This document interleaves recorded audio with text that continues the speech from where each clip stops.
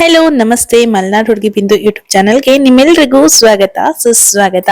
ಇವತ್ತಿನ ವಿಡಿಯೋದಲ್ಲಿ ಏನ್ ತೋರಿಸ್ತಾ ಇದ್ದೀನಿ ಅಂದ್ರೆ ನಾನು ಡಾಲಿಯಾ ಗೆಡ್ಡೆಗಳನ್ನ ಯಾವ ರೀತಿಯಾಗಿ ಇಟ್ಕೊಂಡಿದ್ದೆ, ಹಾಗೆ ಯಾವ ರೀತಿಯಾಗಿ ಇದಾವೆ ಈಗಿನ ಪರಿಸ್ಥಿತಿನಲ್ಲಿ, ಹಾಗೆ ನಾನು ನನ್ನ ಕಸ್ಟಮರ್ಸ್ಗೆ ಯಾವ ರೀತಿಯಾಗಿ ಪ್ಯಾಕಿಂಗ್ ಮಾಡಿ ನಾನು ಅದನ್ನ ಕೊಟ್ಟು ಕಳ್ಸಿದೀನಿ ಅನ್ನೋದನ್ನ ಪೂರ್ತಿ ವಿಡಿಯೋನ ಈ ವಿಡಿಯೋದಲ್ಲಿ ತೋರಿಸ್ಕೊಡ್ತೀನಿ. ಅದಕ್ಕೂ ಮುಂಚೆ ನನ್ನ ಕಸ್ಟಮರ್ಸು ನನಗೆ ಏನೆಲ್ಲ ಹೇಳಿದ್ದಾರೆ ಅನ್ನೋದನ್ನ ಕೇಳೋಣ.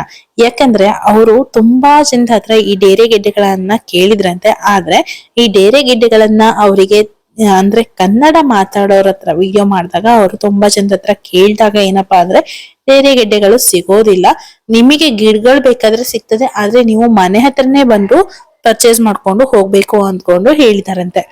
ಯಾಕೆ ಕಸ್ಟಮರ್ಸ್ಗೆ ಆ ರೀತಿಯಾಗಿ ಹೇಳ್ತಾರೆ ಅಂದ್ರೆ ಈ ಡೈಲಿಯ ಗೆಡ್ಡೆ ಆಗಿರ್ಬೋದು ಅಥವಾ ಗಿಡ ಆಗಿರ್ಬೋದು ಕಳ್ಸೋದು ತುಂಬಾ ಅಂದ್ರೆ ತುಂಬಾ ಕಷ್ಟ.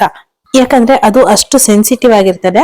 ಗಿಡಗಳಲ್ಲಿ ಏನಪ್ಪಾ ಅಂದ್ರೆ ಸ್ವಲ್ಪ ಎಲ್ಲಾದ್ರೂ ಇದು ಪ್ರೆಸ್ ಆಯ್ತು ಅಂದ್ರೆ ಗಿಡಗಳು ಮುರಿದೋಗುವಂತ ಚಾನ್ಸಸ್ ಇರ್ತದೆ. ಗಡ್ಡೆಗಳಾದ್ರೂ ಅಷ್ಟೇನೆ.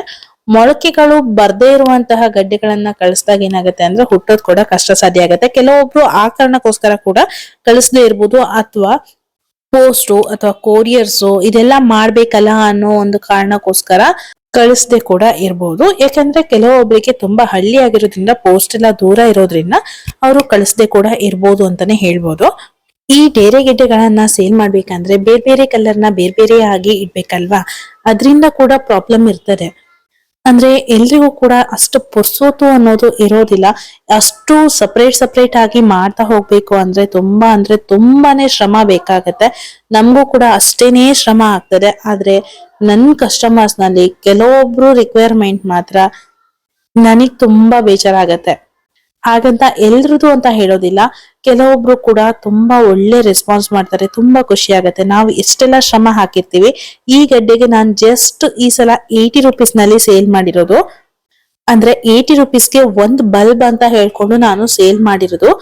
ಇದು ಜಾಸ್ತಿ ಆಯ್ತು ಮೇಡಮ್, ನಾನು ಬೆಂಗಾಲಿಂದ ತರ್ಸಿದೀನಿ, ಇನ್ನೊಂದ್ ಕಡೆಯಿಂದ ತರ್ಸಿದೀನಿ ಮೇಡಮ್, 35 ರುಪೀಸ್ 25 ರುಪೀಸ್ ಅಂತ ಹೇಳ್ತಾರೆ.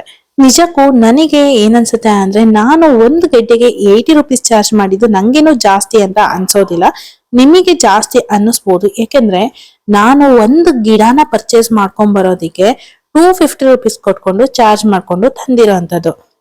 ಅದು ಕೂಡ ಏನು, ಅದರಲ್ಲಿ 250 ಅಂದ್ರೆ ಅದ್ರಲ್ಲೊಂದು 3 ರಿಂದ 4 ಗಡ್ಡೆ ಬರ್ಬೋದು. ಎಲ್ಲಾ ವೆರೈಟಿನಲ್ಲೂ ಕೂಡ ಜಾಸ್ತಿ ಗಡ್ಡೆಗಳು ಬರೋದಿಲ್ಲ. ಕೆಲವೊಬ್ರು ಏನ್ ಅನ್ಕೊಳ್ತೀರಾ ಅಂದ್ರೆ ಡೇರೆ ಗೆಡ್ಡೆ ಅಂದ್ರೆ ಒಂದು ರಾಶಿ ಗೆಡ್ಡೆ ಆಗ್ತದೆ ಅನ್ಕೊಂಡು. ಖಂಡಿತವಾಗ್ಲು ಎಲ್ಲಾ ವೆರೈಟಿನಲ್ಲೂ ಅಷ್ಟೆಲ್ಲಾ ಗಡ್ಡೆಗಳು ಆಗೋದಿಲ್ಲ. ಕೆಲವು ವೆರೈಟಿನಲ್ಲಿ ಕಡಿಮೆನೆ ಗೆಡ್ಡೆಗಳು ಆಗೋದು. ಸೊ ನಾವು ಸ್ವಲ್ಪ ಕಷ್ಟಪಟ್ಟಿದ್ಕೆ ಶ್ರಮಕ್ಕಾದ್ರೂ ಸ್ವಲ್ಪನಾದ್ರೂ ಬೆಲೆ ಕೊಡ್ರಿ ಪ್ಲೀಸ್. ಬಾರ್ಗಿಂಗ್ ಮಾಡ್ಬೇಡಿ ಯಾರ ಹತ್ರನಾದ್ರೂ ಅಷ್ಟೇ. ಆದ್ರೂ ಈ ಸಲ ನನ್ ಕಸ್ಟಮರ್ಸ್ಗೆ ಕೊಟ್ಟಿದೀನಿ ಅನ್ನೋದು ನಂಗೆ ತುಂಬಾನೇ ಖುಷಿ ಇದೆ. ಇರ್ಲಿ ಬಿಡಿ, ಇವಾಗ ನಾನು ಡೇರೆ ಗೆಡ್ಡೆಗಳನ್ನ ಯಾವ ರೀತಿಯಾಗಿ ಕಲೆಕ್ಟ್ ಮಾಡಿ ಇಟ್ಕೊಂಡಿದ್ದೆ ಅಂತ ತೋರಿಸ್ತೀನಿ. ಕಳೆದ ಬಾರಿ ನಾನು ವಿಡಿಯೋನ ಹಾಕಿದೆ ಡೇರೆ ಗೆಡ್ಡೆಗಳನ್ನ ಯಾವ ರೀತಿಯಾಗಿ ಸೇವ್ ಮಾಡಿ ಇಟ್ಕೊಬೇಕು ಅಂತ ಹೇಳ್ಕೊಂಡು. ನೋಡಿ, ನಾನು ಈ ರೀತಿಯಾಗಿ ಸೇವ್ ಮಾಡಿ ಇಟ್ಕೊಂಡಿದೀನಿ. ಅಂದ್ರೆ ಒಂದು ಬಾಕ್ಸ್ ನಲ್ಲಿ ನ್ಯೂಸ್ ಪೇಪರ್ ನ ಹಾಕಿ ಅದ್ರ ಮೇಲೆ ಮರಳನ್ನ ಹಾಕ್ಬಿಟ್ಟು ಈ ರೀತಿಯಾಗಿ ಕಲೆಕ್ಟ್ ಮಾಡಿ ಇಟ್ಟಿದ್ದೀನಿ. ಕಲೆಕ್ಟ್ ಮಾಡಿದಾಗ್ಲೂ ಕೂಡ ಆ ನ್ಯೂಸ್ ಪೇಪರ್ ಮೇಲೆ ನಾನು ಅಲ್ಲೊಂದು ನಂಬರ್ ನ ಬರ್ದಿದ್ದೀನಿ, ನೋಡಿರ್ಬೋದು ನೀವು. ನ್ಯೂಸ್ ಪೇಪರ್ ಮೇಲೆ ಬರೆದ್ರೆ ಸಾಕಾಗೋದಿಲ್ಲ, ನಾವು ಹೂವಿನ ಫೋಟೋ ತಕೊಂಡಾಗ ಆ ಫೋಟೋದಲ್ಲಿ ಕೂಡ ಎಡಿಟ್ ಮಾಡಿ ಬರ್ಕೊಬೇಕು ನಂಬರ್ 1 ಇದು ಅನ್ಕೊಂಡು. ಅಷ್ಟೇ ಅಲ್ಲ, ಮಳೆ ಬರ್ತಾ ಇರ್ಲಿ, ಬಿಸ್ಲೇ ಇರ್ಲಿ, ಅಥವಾ ಮೋಡನೇ ಇರ್ಲಿ, ತಂಗಾಳಿನೇ ಬೀಸ್ತಾ ಇರ್ಲಿ, ನಾವು ಹೂ ಬಿಟ್ಟಾಗ ಆ ಪಾಟ್ ಮೇಲೆ ಕೂಡ ಹೋಗ್ಬಿಟ್ಟು ಆ ನಂಬರ್ನ ಬರಿಬೇಕಾಗತ್ತೆ. ಇಲ್ಲ ಅಂದ್ರೆ ಪಾಟ್ ನ ಖಾಲಿ ಮಾಡ್ಬೇಕಾದ್ರೆ ನಿಜಕ್ಕೂ ಕೂಡ ಅದು ಅದೇ ಹೂವಿಂದು ಅಂತ ನಮಗೆ ಕನ್ಫ್ಯೂಸ್ ಆಗುತ್ತೆ. ಯಾಕಂದ್ರೆ ತುಂಬಾ ಹೂವಿಂದು ಪಾಟ್ ಗಳನ್ನೆಲ್ಲ ಇಟ್ಟಿರ್ತೀವಲ್ಲ, ಅದರಿಂದ ಕನ್ಫ್ಯೂಷನ್ ಆಗ್ಬಾರ್ದು ಅನ್ನೋ ಕಾರಣಕ್ಕೋಸ್ಕರ ನಾನು ಆದಷ್ಟು ನಂಬರ್ಸ್ ನ ಬರ್ದು ಇಟ್ಕೊಳ್ತೀನಿ. ಈಗ ನೋಡಿ, ಇಲ್ಲಿ ನಾನು ಮೊಳಕೆ ಬಂದಿರೋ ಗಡ್ಡೆಗಳನ್ನ ಮಾತ್ರ ತೋರಿಸ್ತಾ ಇರೋದು. ಇದ್ರಲ್ಲಿ ಕೆಲವೊಂದಿಷ್ಟು ಮೊಳಕೆಗಳು ಬರ್ದೇ ಇರುವಂತಹ ಗಡ್ಡೆಗಳು ಕೂಡ ಇದಾವೆ. ಮತ್ತೆ ತುಂಬಾ ಜನದ ರಿಕ್ವೆಸ್ಟ್ ಏನಪ್ಪಾ ಅಂದ್ರೆ, ಮೇಡಮ್ ದೊಡ್ಡ ಗಡ್ಡೆಗಳನ್ನ ಕೊಟ್ಟು ಕಳ್ಸಿ ಅನ್ನೋದು. ದೊಡ್ಡ ಗಡ್ಡೆಗಳನ್ನ ಕೊಟ್ಟು ಕಳ್ಸಿ ಅಂತ ಕೇಳ್ತೀರಾ, ನಿಜ, ಸರಿ, ನಿಮ್ಗೂ ಬೇಕು, ಹೌದು, ಕೇಳ್ತೀರಾ, ಇಲ್ಲ ಅಂತ ನಾನು ಹೇಳೋದಿಲ್ಲ. ಆದ್ರೆ ಡೇರೆ ಗೆಡ್ಡೆಗಳಲ್ಲಿ ನೀವು ದೊಡ್ಡನೆ ತಗೊಳ್ಳಿ ಅಥವಾ ಸಣ್ಣನೆ ತಗೊಳ್ಳಿ. ಡೇರೆ ಗೆಡ್ಡೆಗಳಲ್ಲಿ ನಾನು ಇದುವರೆಗೂ ನನಗೆ ಅನುಭವ ಆಗಿರೋದೇನಪ್ಪಾ ಅಂದ್ರೆ, ದೊಡ್ಡ ದೊಡ್ಡ ಗಡ್ಡೆಗಳಿಗೆ ಮೊಳಕೆ ಜಾಸ್ತಿ ಬರೋದ್ರಕ್ಕಿಂತ ನಾರ್ಮಲ್ ಒಂದು ಮೀಡಿಯಂ ಸೈಜ್ ನಲ್ಲಿ ಡೇರೆ ಗೆಡ್ಡೆಗಳಿರುತ್ತೆ ನೋಡಿ, ಅಂತ ಗಡ್ಡೆಗಳಿಗೆ ಮೊಳಕೆ ಜಾಸ್ತಿ ಬರುತ್ತೆ. ಇವಾಗ ನೀವು ಇಲ್ಲಿ ನೋಡ್ತಾ ಇರ್ಬೋದು ಈ ಡೇರೆ ಗೆಡ್ಡೆ ಎಷ್ಟು ದೊಡ್ಡದಾಗಿದೆ ಅಂತ ಹೇಳ್ಕೊಂಡು, ಇದಕ್ಕೆ ಒಂದು ಮೊಳಕೆ ಕೂಡ ಬಂದಿಲ್ಲ. ಅದೇ ಇವಾಗ ನೋಡಿ, ಇವಾಗ ತೋರಿಸ್ತಾ ಇರುವಂತಹ ಒಂದು ಡೇರೆ ಗೆಡ್ಡೆ, ಈ ಸೈಜಿನ ಡೇರೆ ಗೆಡ್ಡೆಗೆ ಮೊಳಕೆ ಬಂದೇ ಬರ್ತದೆ. ಇದರಲ್ಲಿ ತುಂಬಾ ಅಂದ್ರೆ ತುಂಬಾ ಮೊಳಕೆ ಬಂದಿರುವಂತ ಗಡ್ಡೆಗಳೆಲ್ಲ ಇದೇ ಸೈಜ್ ನಲ್ಲಿ ಇರೋದು. ಅದಕ್ಕೋಸ್ಕರ ನನ್ನ ಕಸ್ಟಮರ್ಸ್ಗೆ ನಾನ್ ಹೇಳೋದೇನಪ್ಪಾ ಅಂದ್ರೆ, ನೀವು ರಿಕ್ವೆಸ್ಟ್ ಮಾಡ್ಬೇಕಾದ್ರೆ ಮೇಡಮ್ ದೊಡ್ಡ ದೊಡ್ಡ ಗೆಡ್ಡೆಗಳನ್ನ ಕೊಡಿ ಅಂತ ಕೇಳೋದ್ರಕ್ಕಿಂತ ಚೆನ್ನಾಗಿರುವಂತಹ ಮೊಳಕೆ ಬಂದಿರುವಂತಹ ಗಡ್ಡೆಗಳನ್ನ ಕೊಟ್ ಕಳ್ಸಿ ಮೇಡಮ್ ಅಂತ ಕೇಳೋದು ಒಳ್ಳೇದು. ನನಗಂತಲ್ಲ, ಬೇರೆ ಯಾರಿಗಾದ್ರೂ ಅಷ್ಟೇನೆ ಇದೇ ರೀತಿಯಾಗಿ ಕೇಳಿ. ನೀವು ನನ್ನ ಹತ್ರನೇ ಪರ್ಚೇಸ್ ಮಾಡ್ರಿ ಅಂತ ನಾನಂತೂ ನಿಜವಾಗ್ಲೂ ಕೇಳೋದಿಲ್ಲ. ಯಾಕಂದ್ರೆ ಎಲ್ರಿಗೂ ಕೂಡ ಕೊಡುವಂತ ಅಷ್ಟು ಗಡ್ಡೆಗಳು ನನ್ನ ಹತ್ರ ನಿಜವಾಗ್ಲೂ ಇಲ್ಲ. ನನಗೊಂದು ಖುಷಿ ವಿಚಾರ ಏನಪ್ಪಾ ಅಂದ್ರೆ, ನೀವೆಲ್ಲ ಇಷ್ಟೊಂದು ಸಪೋರ್ಟ್ ಮಾಡ್ತೀರಾ ಅಂದ್ರೆ ನಂಗೆ ನಿಜವಾಗ್ಲೂ ಖುಷಿ ಆಗ್ತದೆ. ನನಗೆ ಸಾಕಷ್ಟು ಒಂದು 60 ಆರ್ಡರ್ಸ್ ಬಂದಿತ್ತು, ಆದ್ರೆ 60 ಆರ್ಡರ್ಸ್ಗೂ ಕೂಡ ನನಗೆ ಕಳ್ಸೋದಿಕ್ಕೆ ಆಗಿಲ್ಲ. ಸೊ ನಾನು ಏನ್ ಮಾಡ್ದೆ ಅಂದ್ರೆ, ನನ್ಗೆ ಅಷ್ಟೊಂದು ಆರ್ಡರ್ಸ್ ಇತ್ತು, ಆದ್ರೆ ಗಡ್ಡೆಗಳು ತುಂಬಾ ಅಂದ್ರೆ ತುಂಬಾ ಕಮ್ಮಿ ಇತ್ತು. ನಾನು ಇಷ್ಟು ಕಮ್ಮಿ ಗಡ್ಡೆಗಳಿಗೆ ಮೊಳಕೆ ಬರ್ತದೆ ಅಂತ ಅನ್ಕೊಂಡಿರ್ಲಿಲ್ಲ.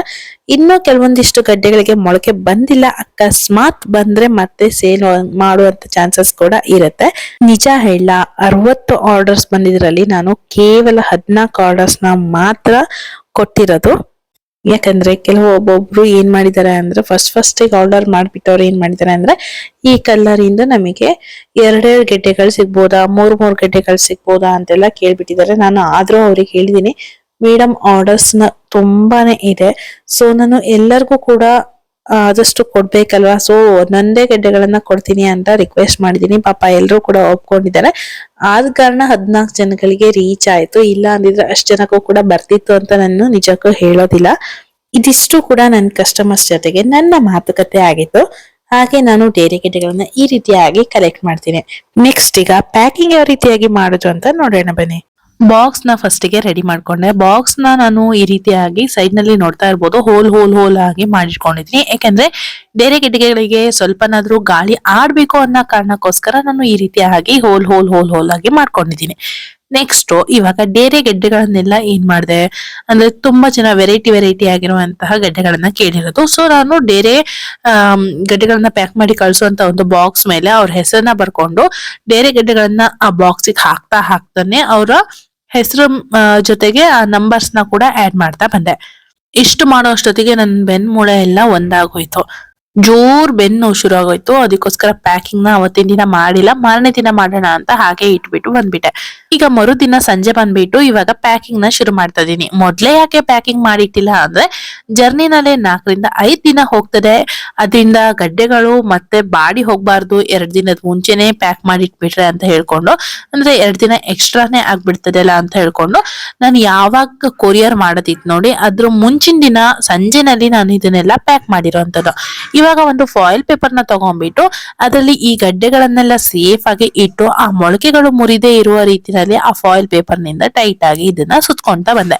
ಈ ಫಾಯಿಲ್ ಪೇಪರ್ ನ ಯಾಕೆ ನಾನು ಬಳಸಿರೋದು ಅಂದ್ರೆ, ಬೇರೆ ಗೆಡ್ಡೆಗಳು ಅಂದ್ರೆ ಮೊಳಕೆ ಬಂದಿರೋದಲ್ವಾ, ಸೊ ಅದನ್ನ ಸ್ವಲ್ಪ ಒಣಗದೆ ಇರ್ಲಿ ಅಂತ ಹೇಳ್ಕೊಂಡು ಈ ಫಾಯಿಲ್ ಪೇಪರ್ ನ ನಾನು ಮಡ್ಚಿ ಇಟ್ಟಿರೋದು. ಈ ಫಾಯಿಲ್ ಪೇಪರ್ ಐಡಿಯಾ ನಂಗೆ ಕಳೆದ ಬಾರಿ ಇರ್ಲಿಲ್ಲ. ನಾನು ಲಾಸ್ಟ್ ಟೈಮ್ ಎಲ್ಲ ಏನ್ ಮಾಡ್ತಾ ಇದ್ದೆ ಅಂದ್ರೆ, ನ್ಯೂಸ್ ಪೇಪರ್ ನಲ್ಲಿ ಹಾಕಿ ಕಳ್ಸಿಕೊಡ್ತಾ ಇದ್ದೆ. ಈ ಸಲ ನಾನು ಫಾಯಿಲ್ ಪೇಪರ್ ಐಡಿಯಾ ಹೇಗ್ ಬಂತು ಅಂದ್ರೆ, ಕಳೆದ ಬಾರಿ ನಾನು ಒಂದು ಗಡ್ಡೆನ ತಗೊಂಡು ಒಬ್ರಿಗೆ ಕೊಡ್ಬೇಕು ಅನ್ಕೊಂಡು, ಅಂದ್ರೆ ನಮ್ ರಿಲೇಟಿವ್ ಒಬ್ರಿಗೆ ಕೊಡ್ಬೇಕು ಅನ್ಕೊಂಡು ಈ ಫಾಯಿಲ್ ಪೇಪರ್ ನಲ್ಲಿ ಸುತ್ಕೊಂಡು ಹೋಗಿದ್ದೆ.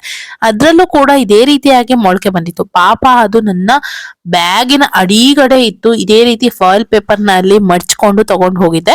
ಅದು ಏನಾಗಿತ್ತು ಅಂದ್ರೆ, 4 ರಿಂದ 5 ದಿನ ಅದಕ್ಕೂ ಕೂಡ ಫಾಯಿಲ್ ಪೇಪರ್ ನಲ್ಲಿ ಅದು ಗಾಳಿ ಆಡದೆ ಇರೋ ರೀತಿಯಲ್ಲಿ ಬ್ಯಾಗ್ ನಲ್ಲಿ ಅಡಿಗಡೆ ಹೋಗಿ ಕುತ್ಕೊಂಡಿತ್ತು. ಆದ್ರೂ ಕೂಡ ಮತ್ತೆ ಬ್ಯಾಗ್ ನಿಂದ ಅದು ಹೊರಗಡೆ ತೆಗಿಬೇಕಾದ್ರೆ ತುಂಬಾನೇ ಫ್ರೆಶ್ ಆಗಿತ್ತು. ಆದ ಕಾರಣ ನಾನು ಈ ರೀತಿಯಾಗಿ ಐಡಿಯಾ ಮಾಡಿದ್ದೀನಿ.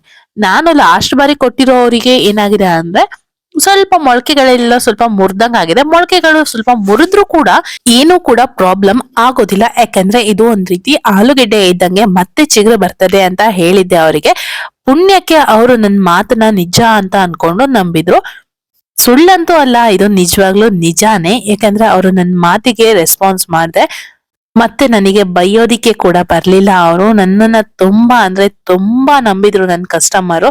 ಕೊನೆಗೂ ಕೂಡ ಅವ್ರ ಗಿಡಗಳೆಲ್ಲ ಮತ್ತೊಬ್ಬ ಚಿಗುರು ಬಂದು ಮತ್ತೆ ಹೂ ಬಿಟ್ಟಾಗ, ರಾಶಿ ರಾಶಿ ಹೂಗಳು ಬಿಟ್ಟಾಗ ಅವ್ರು ನನಗೆ ಕಳ್ಸಿರುವಂತ ಫೋಟೋಸು ವಿಡಿಯೋಸು ನೋಡಿ ನಂಗೆ ತುಂಬಾನೇ ಖುಷಿ ಆಯ್ತು.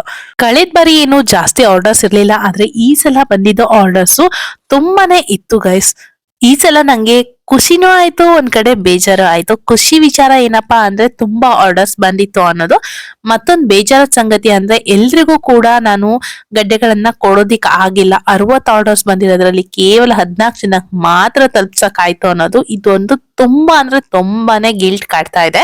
ನೆಕ್ಸ್ಟ್ ಈ ಫಾಯಿಲ್ ಪೇಪರ್ ನಲ್ಲಿ ಸುತ್ತಿರುವಂತ ಡೇರೆ ಗೆಡ್ಡೆಗಳನ್ನೆಲ್ಲ ಬಾಕ್ಸ್ ಒಳಗೆ ಇಟ್ಬಿಟ್ಟು ಮತ್ತೆ ಬಾಕ್ಸ್ ನ ಪ್ಯಾಕ್ ಮಾಡಿ ಅವರ ಅಡ್ರೆಸ್ ಬರ್ದಿರುವಂತ ಪೇಪರ್ ನ ಈ ಬಾಕ್ಸ್ ಮೇಲೆ ಇಟ್ಟು ಇದಕ್ಕೆ ನಾನು ವೈಟ್ ಪ್ಲಾಸ್ಟರ್ ನ ಹಚ್ತಾ ಇದ್ದೀನಿ. ಕೊನೆಗೂ ಮುಗೀತು ಈ ಡೇರೆ ಗೆಡ್ಡೆಗಳ ಪ್ಯಾಕಿಂಗ್ ಅನ್ನೋದು. ಇವಾಗ ಮಾರನೇ ದಿನ ಮಂಡೇ ಇತ್ತು, ಅಲ್ಲಿ ಹೋಗ್ಬಿಟ್ಟು ನಾನು ಪೋಸ್ಟ್ ನಲ್ಲಿ ಸ್ಪೀಡ್ ಪೋಸ್ಟ್ ಮಾಡಿ ಬಂದ್ಬಿಟ್ಟೆ. ಪೋಸ್ಟಲ್ ಆದ್ರೂ ಅಷ್ಟೇನೆ ತುಂಬಾನೇ ಸಪೋರ್ಟಿವ್ ಆಗಿ ಅವರು ಮಾತಾಡಿದ್ರು. ಯಾವುದೇ ರೀತಿನಲ್ಲಿ ಕಿರಿಕಿರಿ ಮಾಡಿಲ್ಲ.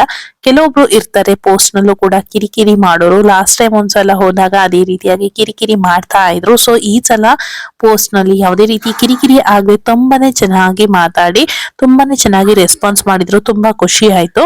ನೋಡಿದ್ರಲ್ಲ, ಈ ಡೇರೆ ಗೆಡ್ಡೆಗಳನ್ನ ಸೇಲ್ ಮಾಡೋದಂದ್ರೆ ತುಂಬಾ ಈಸಿ ಅಂತ ನಾನು ಫಸ್ಟ್ ಗೆ ಅನ್ಕೊಂಡಿದ್ದೆ. ಆದ್ರೆ ಈಗ ಅನ್ಸ್ತಾ ಇದೆ ಈ ಡೇರೆ ಗೆಡ್ಡೆಗಳನ್ನ ನಾವು ಮೇಂಟೈನ್ ಮಾಡೋದ್ಕಿಂತ ಇದು ಸೇಲ್ ಮಾಡೋದು ಇನ್ನೂ ತುಂಬಾ ಅಂದ್ರೆ ತುಂಬಾ ಕಷ್ಟ ಆದಂತ ಕೆಲಸ ಅನ್ಕೊಂಡು ಇವತ್ತಿನ ವಿಡಿಯೋನ ಕೊನೆವರೆಗೂ ನೋಡಿದ ನಿಮ್ಮೆಲ್ಲರಿಗೂ ಥ್ಯಾಂಕ್ ಯು ಸೋ ಮಚ್. ಇದೇ ರೀತಿ ಸಪೋರ್ಟ್ ಮಾಡ್ತಾ ಇರಿ. ಮತ್ತೆ ಹೊಸ ವಿಡಿಯೋದಲ್ಲಿ ಸಿಗ್ತೀನಿ. ಅಲ್ಲಿವರೆಗೂ love you all, bye bye. ಚಾನಲ್ಗೆ ಸಬ್ಸ್ಕ್ರೈಬ್ ಆಗದೆ ಇದ್ರೆ ಮತ್ತೆ ಚಾನಲ್ಗೆ ಸಬ್ಸ್ಕ್ರೈಬ್ ಆಗಿ, ವಿಡಿಯೋ ಇಷ್ಟ ಇದ್ರೆ ಲೈಕ್ ಮಾಡಿ, ಶೇರ್ ಮಾಡ್ರಿ. ಬಾಯ್, ಹೊಸ ವಿಡಿಯೋದಲ್ಲಿ ಸಿಗ್ತೀನಿ.